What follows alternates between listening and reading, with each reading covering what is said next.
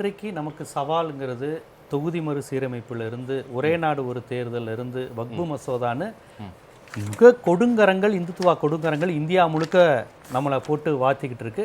தமிழுங்கிற அடையாளம் அழியுது. தமிழ் மாநிலத்தை அழிக்கணும் ஆர்எஸ்எஸ் அஜெண்டா நடந்துகிட்டு இருக்கு. தமிழ்நாடு மட்டும்தான் ஆரிய எதிர்ப்பு, உங்களுக்கு வடவர் எதிர்ப்பு, இந்தி எதிர்ப்பு, சமஸ்கிருத எதிர்ப்புல தொடர்ச்சியா இருக்கு. நீதி கட்சி காலத்துல இருந்து அந்த இடையில ராஜாஜி ஆட்சி மட்டும்தான் நமக்கு சிக்கல். காமராஜர் காலத்துல இருந்து அது பெரியார் ஆட்சி தான். அதை உடைக்கணுங்கிறது டெல்லியோட கனவு. இன்னைக்கு விஜய் வந்திருக்கிறது பாஜகவுக்கு அவ்வளவு சந்தோஷமான விஷயம்.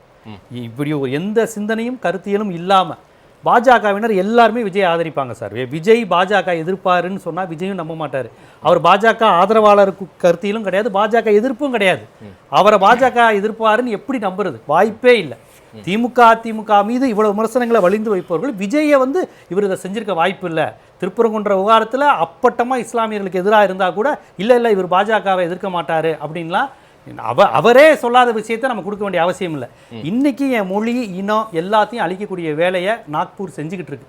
அதை காப்பாற்றிக்கிட்டு இருக்கிறது ரெண்டு இயக்கம் தான். ஒன்று திமுக அதிமுக மாறி மாறி 1000 விமர்சனம் இருந்தாலும் இவங்க தான் பண்ணிக்கிட்டு இருக்கிறாங்க. இவங்களுக்கு ஒரு மாற்றே வரக்கூடாதா? இது என்ன அப்படின்னா கண்டிப்பாக மாற்றுவாங்க. இவங்களோட சிறந்த ஒரு இடதுசாரி சிந்தனை கொண்ட தேசிய இன உணர்வு கொண்ட ஒரு தீவிரமான பெரியாரிய மார்க்சிய சிந்தனையாளர் வந்தால் மகிழ்ச்சி. இப்போ விஜய் அப்போ ஒரு சிந்தனையாளர்னு சொன்னால் யாராவது நம்புவாங்களா? விஜய் அப்பா நம்புவாரா முதல்ல? அப்போ விஜய் என்பவர் ரொம்ப அழகா இப்போ நீங்கள் ஆளுநர் அரசியல் பாஜக மங்காத்தாலாம் இனிமே தானே சார் இருக்குது. நம்பர் 110 வருமா? நானும் பார்க்குறேன் 107 தாண்ட மாட்டேங்குது. பாஜகவோட மங்காத்தா இருக்குது. பேர் தெரியாத ஆளுநர் கேரளாவில் இருக்காரா எங்கே இருக்காரான்னு தெரியல. சசிகலாவை மதுசூதனன் கையை பிடிச்சி தேர்ந்தெடுத்தப்ப வித்யாசாகர் ராவ் போய் மகாராஷ்டிராவில் இருந்தார்ல, ஜெயிலுக்கு போனதுக்கப்புறம் வேகமாக வந்தாங்கல்ல. ஆளுநரை வச்சு பாஜக என்னென்ன வேலையை பண்ணிக்கிட்டு இருக்குன்னு நம்ம பார்த்துக்கிட்டு தானே இருந்தோம். வேடிக்கையை பாருங்க. இன்னும் அந்த மாதிரி விஷயங்கள்லாம் இருக்குது. அப்போ தெரியும் இவர் பாஜகவை எந்த அளவுக்கு வீரியமாக எதிர்க்கிறாரு, மாநில சுயாட்சி பேசுகிறாரு, மறுதொகுதி சீரமைப்புக்கு பேசுகிறாரு, கிறிஸ்தவ தொண்டு நிறுவனங்களுக்கு வைக்கப்பட்ட மசோதாக்கு எதிராக பேசுகிறாரு, வப்புக்கு எதிராக இஸ்லாமியர்களுக்கு எந்த அளவுக்கு நிற்கிறாரு. திருப்பரங்குன்றத்தில் மீண்டும் பாஜக இந்து முன்னணியெலாம் இன்றைக்கி வேகமாக போக ஆரம்பிச்சிருவாங்க. சிடி நிர்மல்குமாரே அந்த தொகுதி எம்எல்ஏ வேகமாக இறங்கி போய் பிரச்சாரம் செய்ய ஆரம்பிப்பாங்க.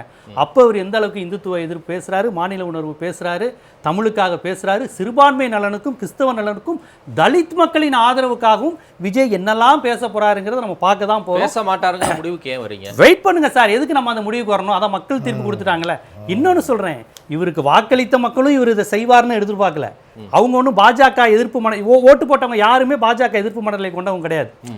திமுக அதிமுக போட்டவங்களுக்காவது ஏதோ ஒரு ஐடியாலஜி உண்டு. பாஜக ஓட்டு போட்டவங்களுக்கு கண்டிப்பா ஐடியாலஜி உண்டு.